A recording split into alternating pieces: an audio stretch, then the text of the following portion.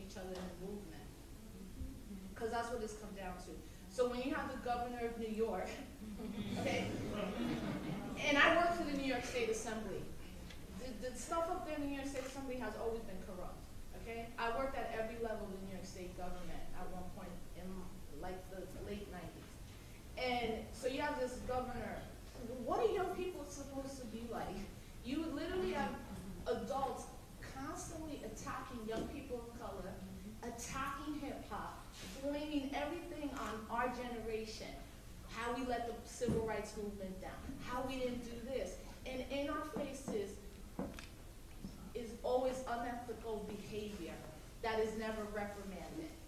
So then you flip that on what's going on with the hip hop generation. We can't walk down the street in Brooklyn without getting a ticket for loitering and getting locked up. But you can have people who are elected to the highest levels of land completely disobey the law. If I want to really like look at it, and that's how I think young people are saying like, this is too much contradiction now. So we can't afford for our organizations not to resolve those contradictions. And I think that's what has led us from 2004 to now to have backtracked almost to the late 70s on how Black women and Latino women had to negotiate this space. So I think that's where we're at. And posters Don Imus, look, you know, Don Imus said this thing about Black women, and the only voices you heard were Black men. When you look at the coverage, break it down. Even the people writing the articles. I love Jeff Chang, love Kevin, love Byron.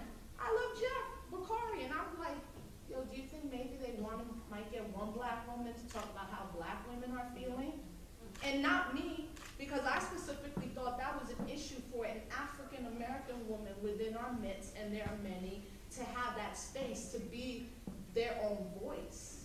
So when hip hop itself silenced the voices of women in the Don Imus thing, when you have the most progressive brothers helping to institutionalize that silence, I think that is just a really major problem.